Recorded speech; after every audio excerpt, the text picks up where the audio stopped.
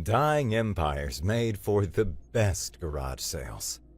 That was the first thought in Chuck Val's head as he threaded his freighter, the lucky bastard, through the glittering graveyard of what used to be the Athelian Imperial Fleet's finest dreadnought. Twisted metal spun in a silent, deadly ballet across the starfield. Hulls were peeled back like citrus rind. Frozen command bridges glittered with ice crystals where the atmosphere had explosively vented, and the ghosts of energy weapon scars still glowed with a faint, residual heat.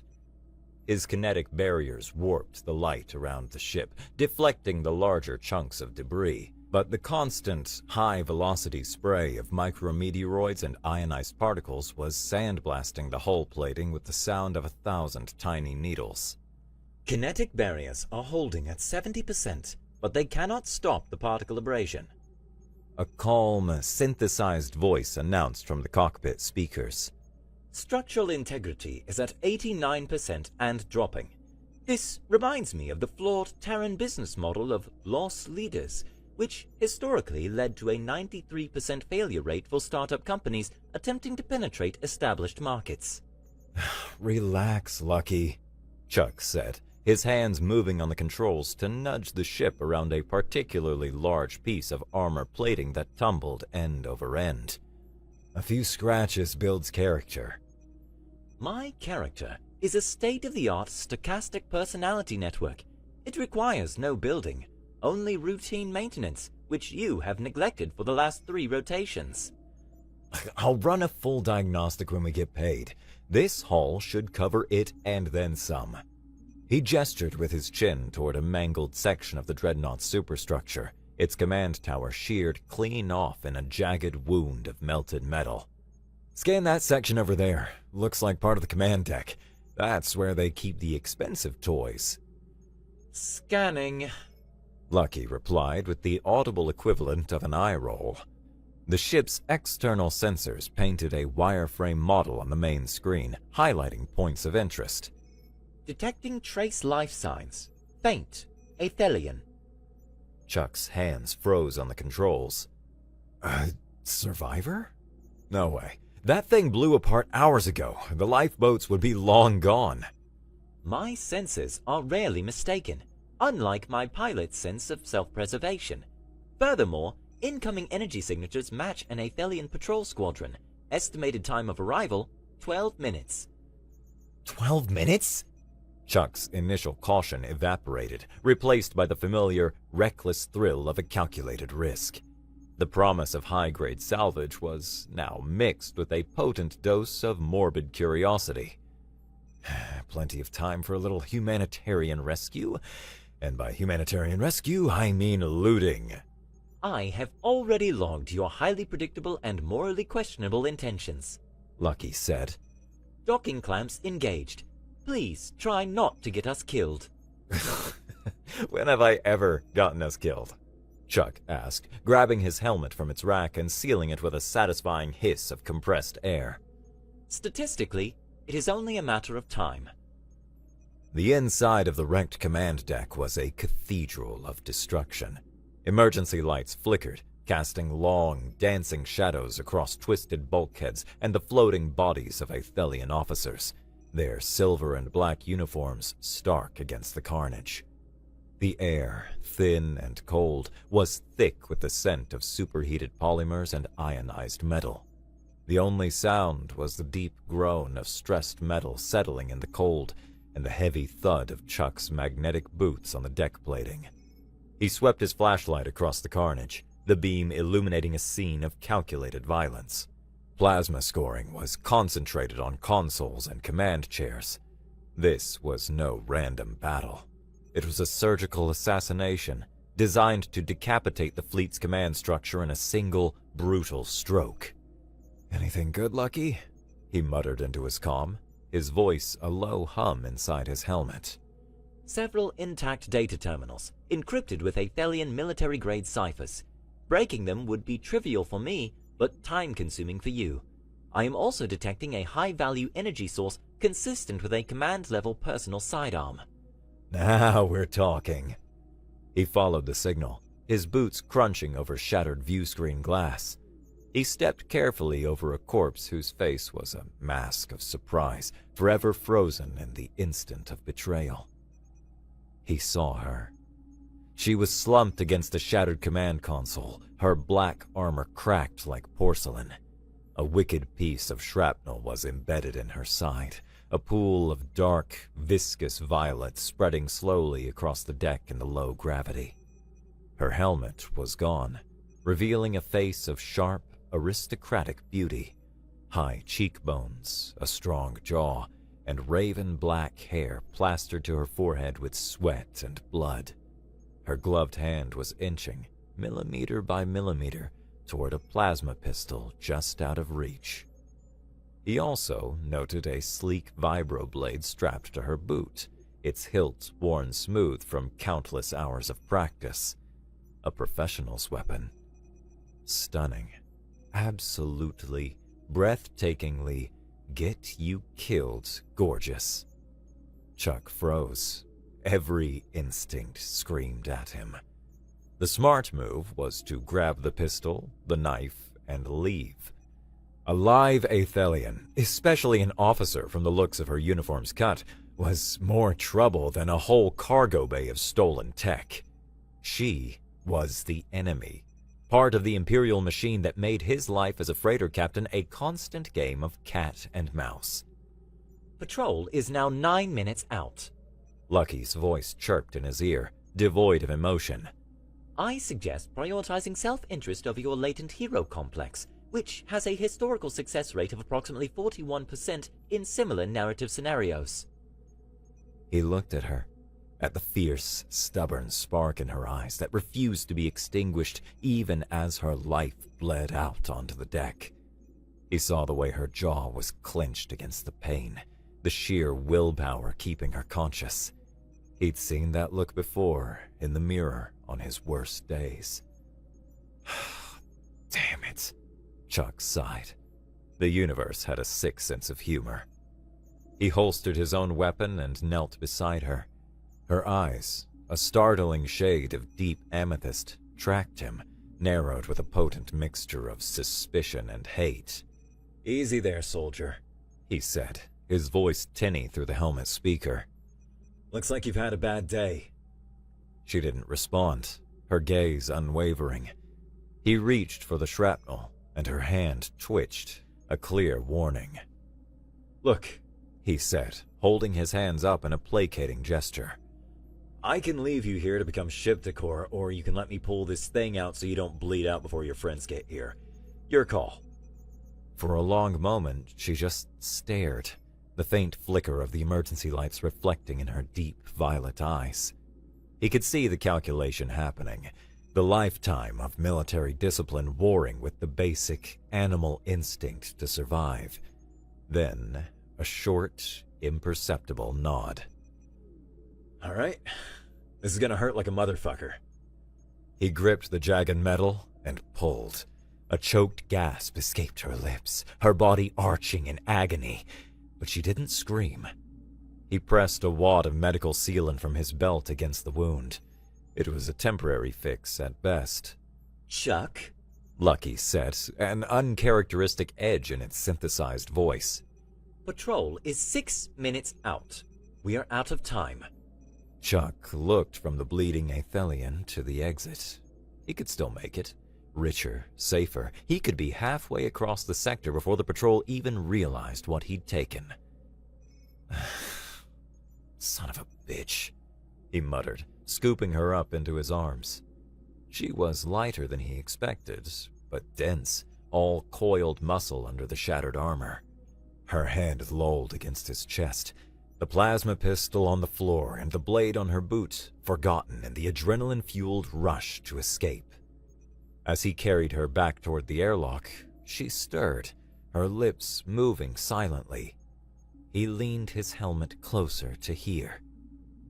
"Traitor," she whispered, a single word filled with venom, before finally succumbing to the darkness. "You and me both, lady," Chuck grunted, hauling her through the airlock of the lucky bastard. Back aboard his ship, the situation went from bad to worse. The Athelian was dying on his medbay cot. The ship's diagnostic scanner, which he'd jury-rigged from 3 different manufacturers' parts, was flashing a dozen angry red warnings.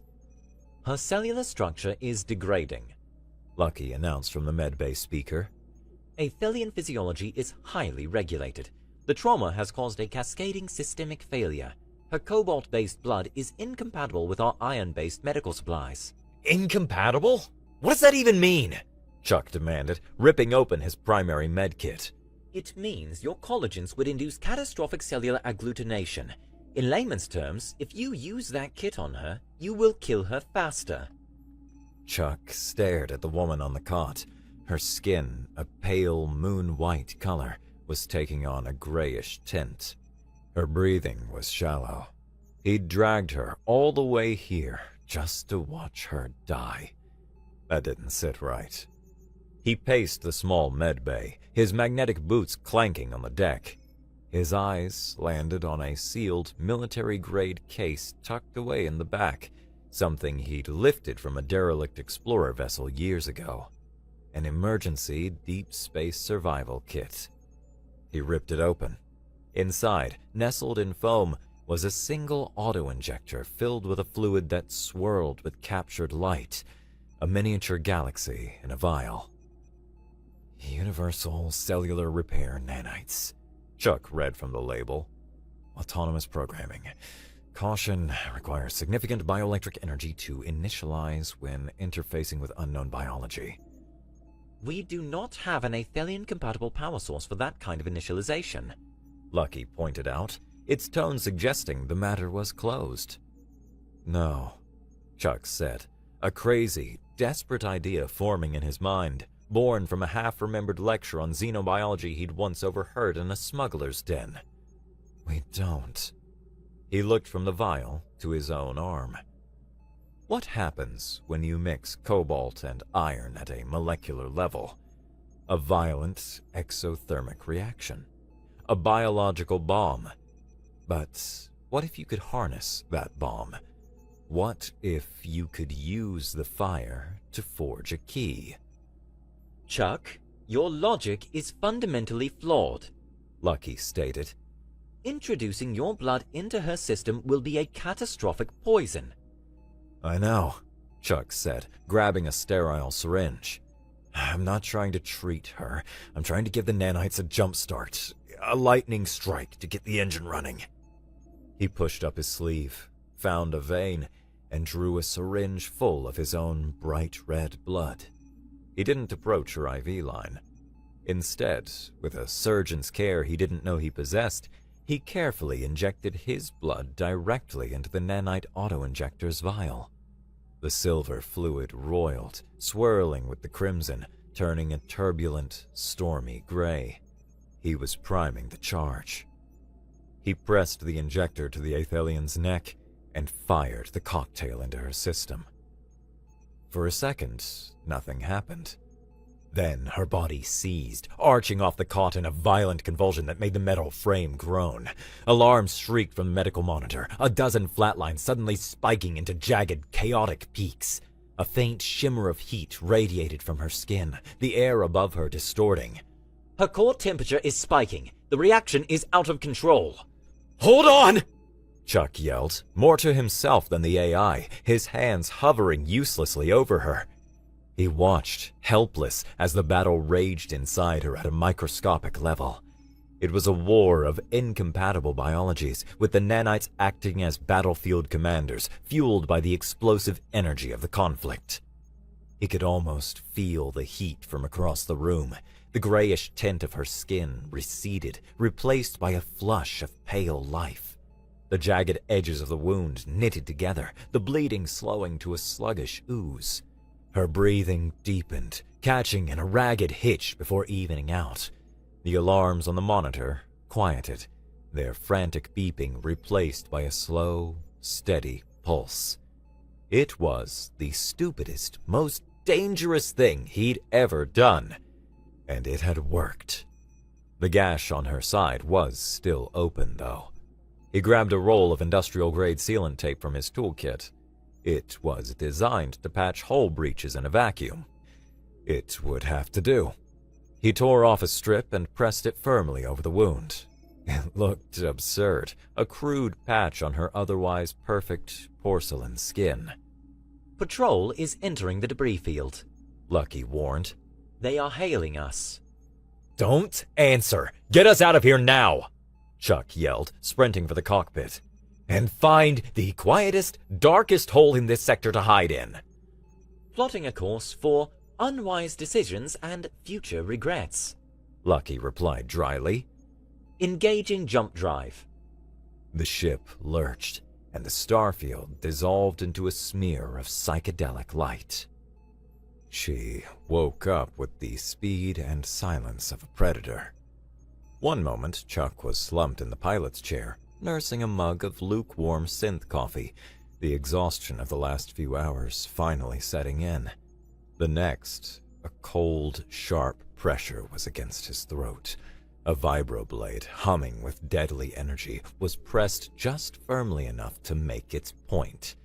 The knife from her boot. He'd been a damn fool. "Who are you?" she asked. Her voice was a low, melodic contralto, holding all the warmth of deep space. "Guy who just saved your life," Chuck said, trying to sound casual as his heart hammered against his ribs. "Name's Chuck Val. You can thank me later, preferably after you move the pointy thing away from my carotid artery."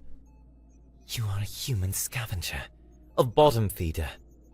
"I do happen to like bottoms," he quipped. "Now, about that knife." She ignored him, his pathetic joke apparently going over her head.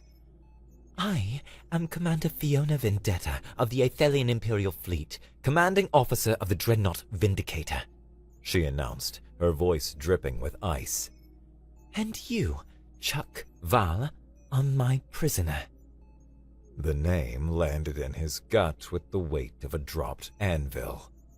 Commander Fiona Vendetta. The Iron Vendetta. He'd heard the name whispered in terrified tones in every port on the fringe. The architect of the Aethelian blockade that had been systematically trying to ruin his life for years. Before he could formulate a suitably sarcastic reply, Lucky's voice cut through the tension. "Warning. Aethelian warship dropping out of hyperspace. It is the Retribution. They are hailing us." Fiona's eyes widened, a flicker of something other than cold fury in their depths. "The Retribution? That's Godwin's ship." "Who's Godwin?" "My second in command," she snarled, and the pieces clicked into place with a sickening clarity. "Looks like your boy is here to finish the job," Chuck said. "And we're the only loose end." The blade at his throat vanished. She was at the co-pilot station in a flash, her eyes scanning the readouts, her movements smooth and lithe despite her injuries. "Take evasive action," she commanded, her tone shifting instantly from captor to commander. "I don't take orders on my own ship, lady." "Their forward batteries are locking on," Lucky informed them. "The probability of surviving a direct hit is 0.02%. Approximately the same chance the Terran Corporation Quasar Cola had of outselling water." "Okay, I'm taking suggestions," Chuck yelled, slamming his hands on the controls. The ship veered sharply to starboard, a lance of crimson plasma searing the space where they had been a moment before. "Their targeting solution is predictive," Fiona shouted, her eyes fixed on the approaching warship. "Your flight patterns are erratic, but follow standard human evasive maneuvers. Induce a full lateral spin now. Be more chaotic." "Chaotic is my middle name," Chuck grunted, yanking the stick hard to port, sending them into a gut-wrenching spiral that made the inertial dampeners whine in protest. "They're compensating," she yelled over the scream of the engines. "Aethelian targeting sensors have a minimum effective range, a close-range blind spot. Get inside it. Get under their belly." "Oh, this is a terrible idea." "Probability of survival if we do not, 0.01%. Lucky added helpfully. "Fine!" Chuck roared, pushing the throttle forward. The lucky bastard screamed toward the Athelian warship, a gnat charging a leviathan. Plasma fire bloomed all around them, close enough to make the hull plating groan. He saw the opening she was talking about, a sliver of space beneath the massive forward cannons where the targeting arcs couldn't converge. He fired the ventral thrusters, flipping his ship end over end, and dove under the warship's belly, scraping so close he could see the individual rivets on its hull.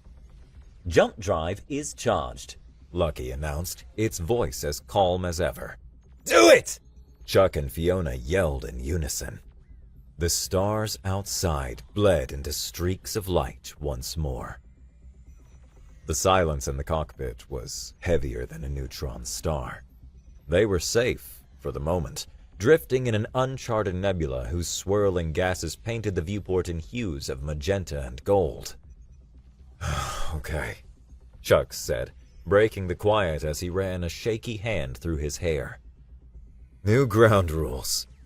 Fiona turned to face him, her amethyst eyes cold and assessing. "There are no rules.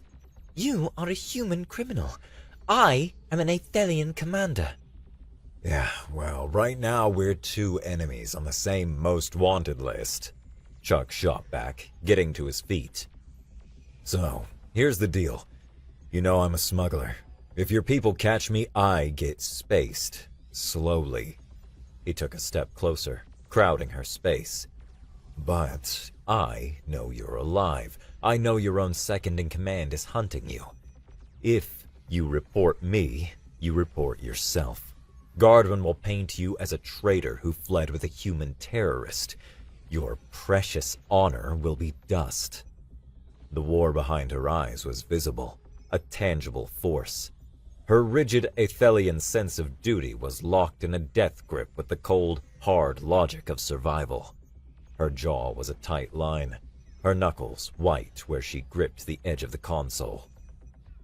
"We have reached a state of mutually assured destruction," she said, her voice tight. "A stalemate." "Exactly." Chuck grinned, feeling a sliver of control return. "My favorite kind of negotiation." A statistical analysis of your current heart rate indicates a 68% probability of one of you murdering the other within the next operational rotation. Lucky chimed in. I would advise against it. The cockpit is difficult to clean. Fiona let out a frustrated hiss, a sound like tearing silk. "What do you want, human?" "I want to know who Guardwin is working with. This smells bigger than a simple mutiny. You help me figure that out, and I help you get somewhere safe so you can plan your glorious, vengeful comeback. Then we go our separate ways." "And why should I trust you?" "Because you have no one else," Chuck said simply. "And because right now, I'm the only one who knows you're not a monster." She flinched, a barely perceptible reaction, but he saw it. "I am a soldier of the Athelian Empire." "Yeah, I've heard the stories. The Iron Vendetta. Ruthless," Chuck said, his voice softening slightly. "But I also saw you trying to make one last stand on a dead ship when you could have just given up. Whatever else you are, you're not a coward." She stared at him, her expression unreadable. A flicker of vulnerability crossed her features before being ruthlessly extinguished by years of command discipline. "We need information," she said, her voice all business again. "Godwin is ambitious, but not creative. He would have used a neutral location to coordinate his conspiracy." Chuck's grin returned, wide and predatory. Neutral, untraceable location, full of spies, info-brokers, and scum? I know just the place." Port Nowhere was a hollowed-out asteroid city, a nexus of illegal trade bathed in the perpetual twilight of holographic advertisements and flickering neon signs. The air in the central cantina, the glitch, was a thick soup of smells.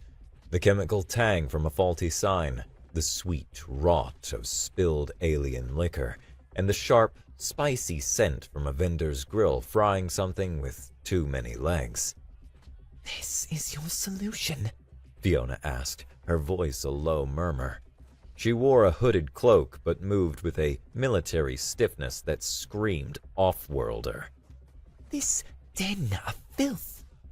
Hey, one man's den of filth is another man's networking event, Chuck replied, guiding her to a booth in the back, away from the main thoroughfare. The table was sticky with rings from previous drinks. My contact is an info broker named Glix. Looks like a melted candle. Morals of a starving shark. Perfect. Just try to act casual. Define casual. Yeah, don't stand like you're about to order a firing squad. Loosen up. She attempted a smile. It looked more like she was baring her teeth before a kill. Okay, maybe just try to blend, Chuck amended. Trouble found them instantly. A massive, heavily augmented bounty hunter named Hask blocked their path, his cybernetic arms whirring softly as they calibrated. Chuck Val, he boomed, his voice a gravelly rumble that cut through the cantina's din. You've got a hell of a price on your head. Hask! Good to see you, you big lug. I'm going to enjoy this. He lunged. Chuck kicked the table up. It slammed into the bounty hunter's chest with a crack of synthwood. The bar exploded into a whirlwind of motion. Thugs and opportunists surged forward, drawn by the premise of blood or credits. Chuck fought dirty, a chaotic brawler using anything he could grab. A bottle, a chair, a protesting alien patron. Then Fiona moved. A thug came at her with a knife. She sidestepped, a fluid, easy motion. Her hand shot out, a rigid spear-like strike to a nerve cluster at the base of his neck. He crumpled without a sound. She used Hask's momentum against him, redirecting a punch from one of his mechanical arms into his own friend, then disabling the arm with a lethal, lightning-fast strike to an exposed hydraulic joint in his elbow. They ended up back to back, a circle of groaning bodies around them. Not bad, Chuck panted, a wild grin on his face. For someone who doesn't know how to be casual. Tactical application of force is a universal language, she replied, her breathing barely elevated. He saw a flicker of something new in her eyes. Respect. Your style is unorthodox. Thanks. I call it panicked flailing. They fought their way out of the cantina and back toward the docking bay.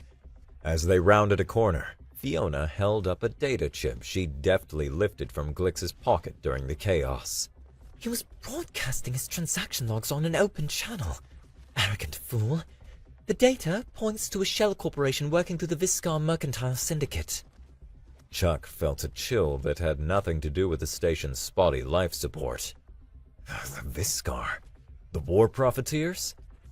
It seems my Athelian traitor and your galactic arms dealers have found common ground, Fiona said grimly.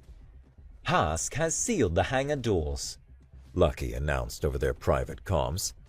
His exact words were, "You're not getting away this time, you son of a glitches." Glitches? He needs to work on his insults, Chuck muttered. Fiona, find me a weak point in those doors. Lucky, prep the jump drive for a blind ignition. The blind jump was rough, tossing them out of hyperspace into a violently radioactive stellar nursery. Young, brilliant blue stars bathed the cockpit in harsh light. Alarms blared, a symphony of failure. "Plasma conduit overload!" Lucky shouted, its synthesized voice strained.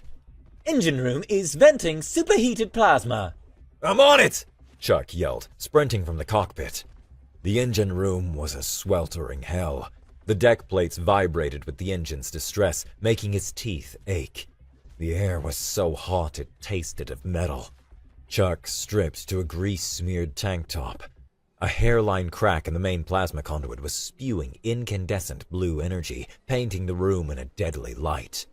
Lucky, I need to cycle the plasma flow, but it's gonna cause a feedback loop unless someone holds this bypass clamp in place manually. I will assist, Fiona's voice said from the doorway. She stepped into the inferno without hesitation, her face set. Get on that side, Chuck ordered, handing her a pair of insulated gloves. Squeeze this clamp like your life depends on it, because it does. She took her position opposite him. The space was cramped. She had to lean in close, her shoulder almost brushing his. He could feel the heat radiating from her skin, see the sweat beading on her temples. He fired up the welder, the hiss of the tool adding to the cacophony. Your methods are primitive, she commented, her voice strained as she fought to hold the clamp steady. Athelian ships use self-sealing conduits. Yeah, well, this primitive bucket of bolts just saved your life again. Chuck grunted, sweat dripping into his eyes and blurring his vision. He could feel her eyes on him. He risked a glance up from the glowing seam of the weld. She was looking at him, and the muscles in his back and shoulders straining with the effort. There was a strange, focused intensity in her gaze he hadn't seen before. Not command, not anger, but something else entirely. Environmental controls are failing. Lucky's voice crackled. I suggest you conclude your bonding exercise. Almost there, Chuck growled, laying the final bead of the weld. Okay, release on 3. 1, 2, 3. They both let go. The conduit held, the jet of plasma vanishing. They stood, panting in the oppressive heat, inches apart. The air was electric with more than just stray energy. Chuck met her gaze. The moment stretched, thick and heavy with unspoken thoughts. Then he grinned, breaking the spell. See? A little human ingenuity. She stared a second longer, her amethyst eyes searching his, before she turned and walked out, leaving Chuck alone with the steady hum of the repaired engine and a suddenly racing heart. The Viscard data was on a secure hub on Helios 7, a heavily fortified human military outpost. Getting in through force was impossible. There is a historical tour for wealthy patrons tomorrow, Fiona said, studying a holographic schematic of the station she'd acquired from the data chip. I've sliced the station's manifest. You are Lorik Riggs, a tiresome mining heir with more money than sense. I am your companion, Thea. We are a couple. Couple? Chuck raised an eyebrow. Your human tendency for pointless bickering will provide excellent cover, she stated flatly. While you are creating a social diversion, I will access a maintenance terminal near the exhibit hall. According to these schematics, we will have a window of exactly 3 minutes and 42 seconds. The next day, Chuck found himself in a ridiculously expensive suit, an arm draped around Fiona, who was stunning in a simple but elegant black dress that did little to hide the warrior's physique beneath. Relax, he whispered as they joined the tour group. You're supposed to look like you're in love with me. I am projecting an aura of mild disdain mixed with financial dependency. I believe it is more authentic for this persona, she whispered back without moving her lips. The tour guide droned on about ancient battles and heroic last stands. Fiona gave Chuck a subtle nod. It was time. Darling, Chuck said loudly, his voice echoing in the sterile hall. I'm bored. Oh, this is all so dreadfully dull. Can't we go look at the gift shop? Fiona played her part perfectly. Lorik, you promised you would show an interest in my family's heritage. My great-uncle served on this very station.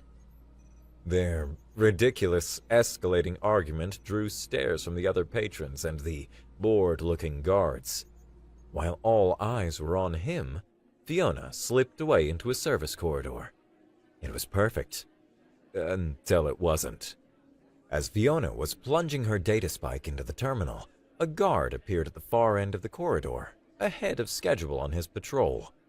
Chuck saw him over the tour guide's shoulder. He saw the guard's eyes narrow, his posture shift. He had to act. Fiona had just slipped back into the main corridor when Chuck grabbed her. And another thing! He shouted, spinning her around to face him. The guard looked over, his expression hardening with suspicion as he started towards them. He was young, his hand drifting towards his sidearm. Before the guard could close the distance, Chuck dipped Fiona low, and then he kissed her. It wasn't gentle. It was desperate, passionate, a full-body press designed to create a scene so awkward, so intensely personal, that no professional would want to get involved. Her lips were soft, hesitant for a fraction of a second, and then, to his utter shock, they responded, her hand coming up to tangle in his hair. The approaching guards stopped dead. This was a domestic dispute of the highest order. With a sigh of profound exasperation, he shook his head, made a subtle move-along gesture to no one in particular, and deliberately turned his back, wanting nothing more to do with the rich couple's drama. The danger past, Chuck should have pulled away. He didn't. The argument had been fake, but the kiss felt like the most honest thing that had happened between them. When he finally broke the kiss, they were both breathless. Her amethyst eyes were wide, her lips slightly parted. He pulled her upright, and for a moment, they just stared at each other. The shouting match forgotten, the guard ignored. The world shrunk to the space between them. The argument started the moment the airlock door of the lucky bastard hissed shut. That was reckless! Fiona's voice was a whip crack. She slammed her hand against the bulkhead, the metal ringing with the force of the blow. You jeopardized the entire mission! I saved your ass! Chuck shot back, the adrenaline from the heist and the kiss leaving his nerves raw and exposed. There was a guard coming right for you! You could have created a different diversion, something tactical, something with a predictable outcome. There wasn't time for tactical. There was only time for chaotic guesswork, and in case you haven't noticed, that's what I do. He stepped into her space, their faces inches apart, the air thick with ozone and unspoken feelings. It worked, didn't it? Your luck will run out, Val. Your chaos will get us both killed. My chaos is the only reason you're still alive. She grabbed the front of his jacket and slammed him back against the opposite bulkhead. Her face was a storm of fury and something wild and vulnerable he couldn't name. I should kill you, she breathed, her voice shaking with the effort of her control. You are a disruption, a variable I cannot control. Chuck stared into her blazing amethyst eyes, seeing the conflict tearing her apart.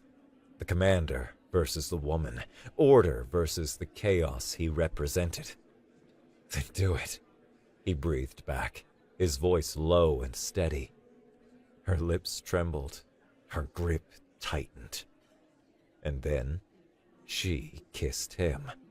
It was a collision, angry and hungry, a desperate, passionate clash of teeth and tongues.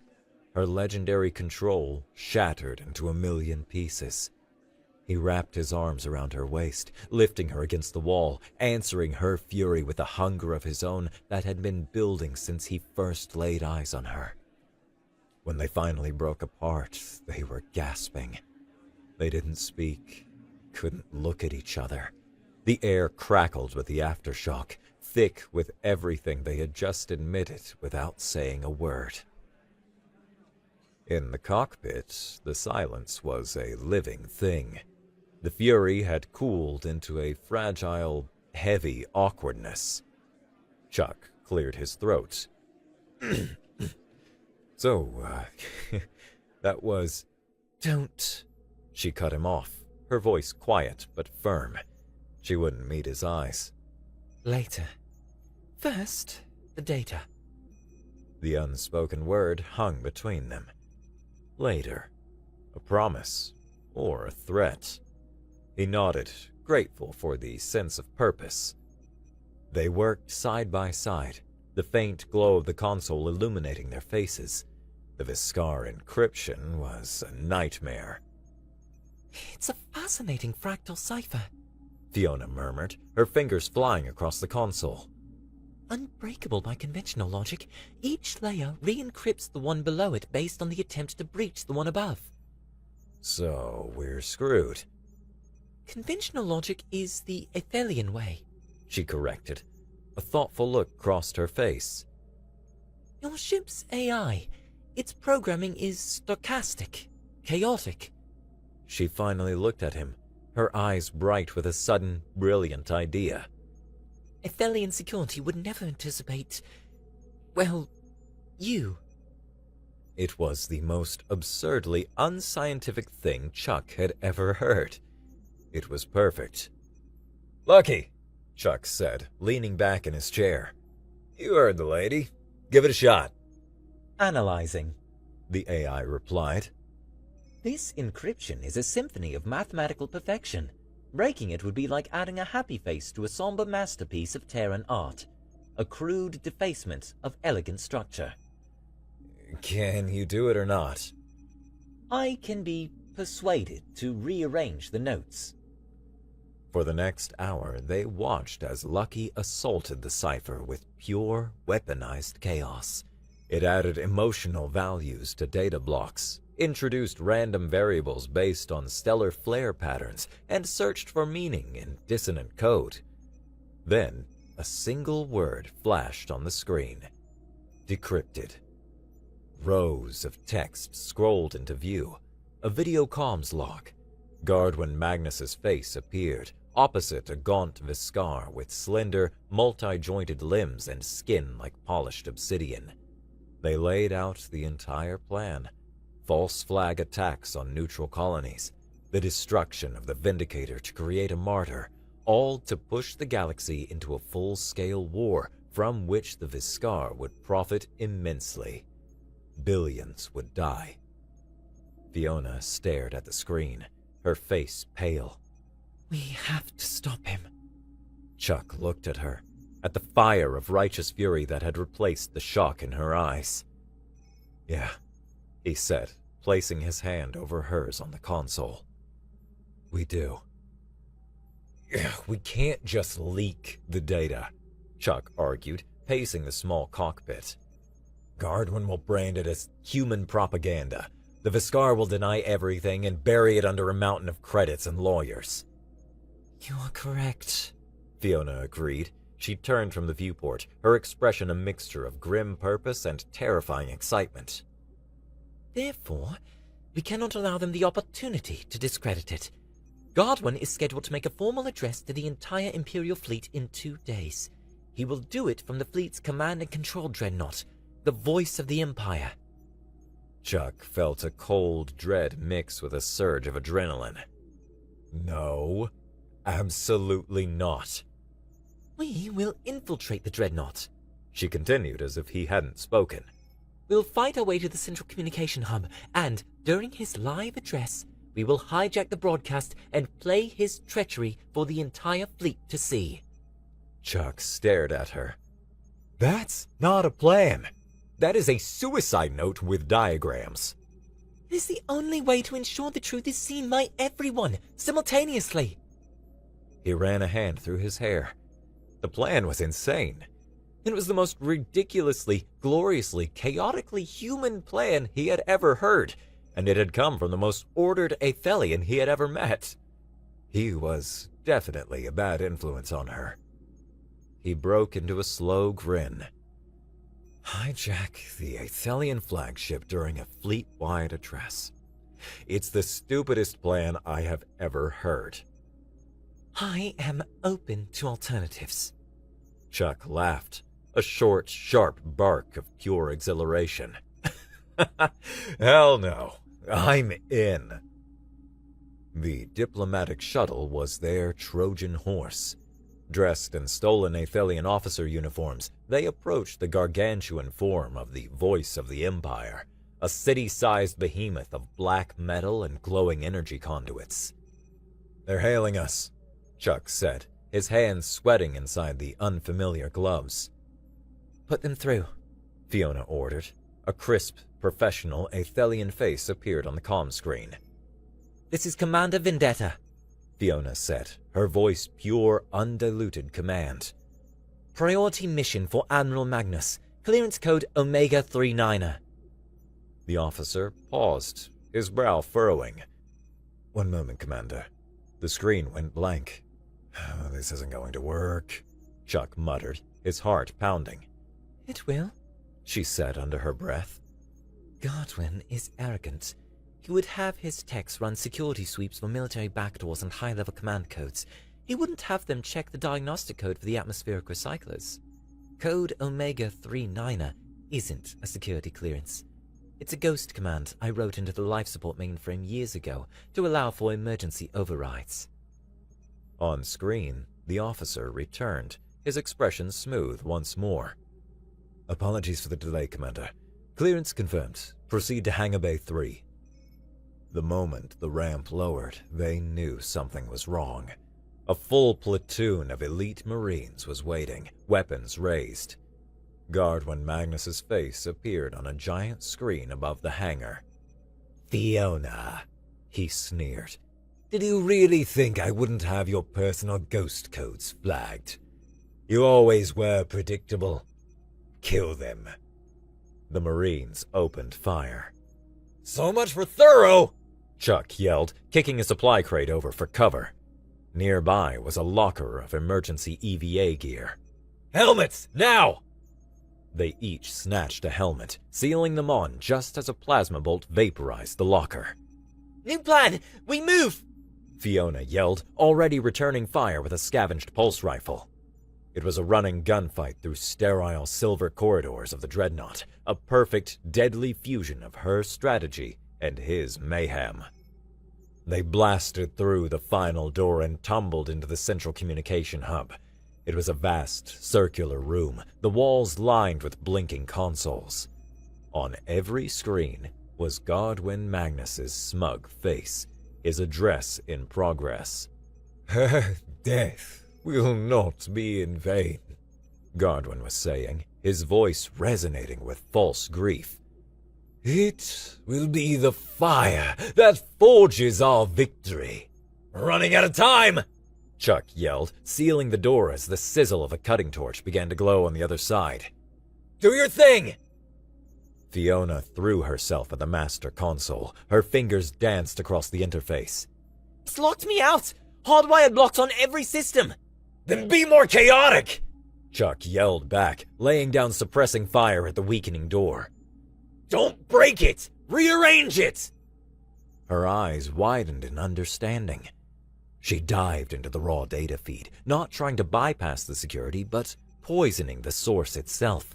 She rerouted environmental data, comms chatter, and sensor readings into the broadcast buffer, overloading it with garbage information. She uploaded everything. Got it! She yelled. On your mark!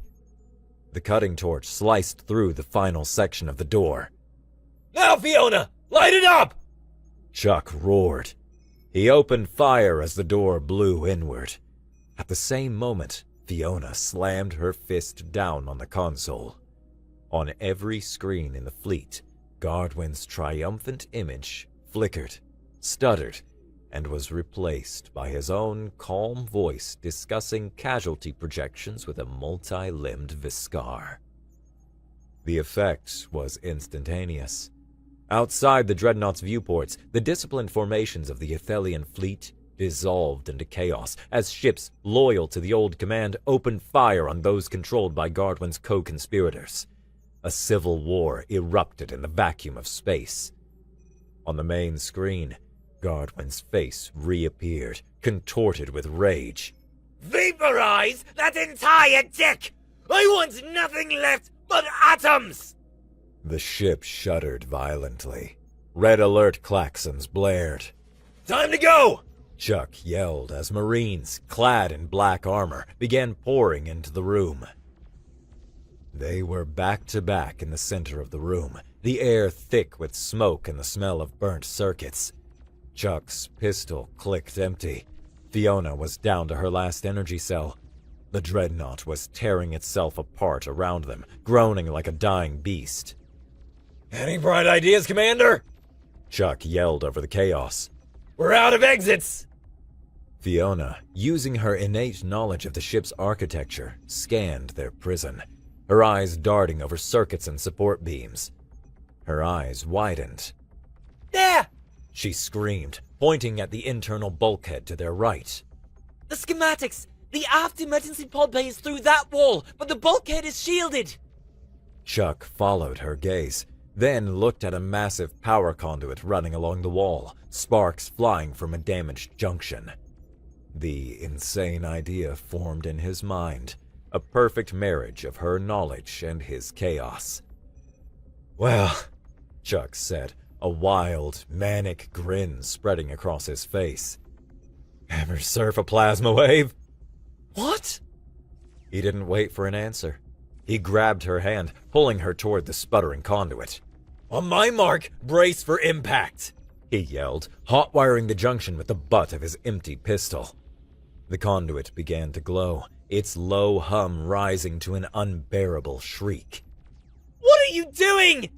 Fiona screamed over the noise. Improvising! He roared back, jamming the pistol's handle into the junction, shorting the final connection. No! The conduit exploded, not outwards in a chaotic blast, but inwards in a directed wave of pure kinetic force contained for a nanosecond by the ship's magnetic field lines. The blast tore through the weakened bulkhead, blasting them not into space, but into the adjacent compartment, the emergency escape pod bay. The force was stunning. They were thrown across the bay like dolls, slamming into the far wall with bone-jarring force. The bay was still pressurized, but the outer doors were groaning, threatening to blow. They scrambled, bruised and battered into the nearest pod. Chuck slammed his fist on the launch sequence. The pod shot out into the blackness just as the bay doors blew open and the communications hub exploded in a brilliant, silent flower of fire. The escape pod drifted silently. Inside, Chuck and Fiona floated in the zero-G, watching the Athelian fleet tear itself apart. A civil war of fire and light against the backdrop of the stars. They had won. Chuck slumped against the bulkhead, his body screaming with a dozen different kinds of pain. Fiona drifted over to him, her face smudged with soot, a cut bleeding violet on her forehead. She looked more beautiful than ever. He reached out, his fingers gently brushing her cheek. "Still think humans are fragile?" he asked, his voice a raspy whisper. Fiona looked at him, her amethyst eyes searching his. The iron vendetta was gone. The Athelian commander was gone. All that was left was the woman he had pulled from a wreck, the woman who had fought beside him, the woman who had kissed him like he was her last chance at life. She didn't answer with words. She leaned in, closing the small distance between them, and pulled him into a deep, possessive kiss. A promise, a beginning.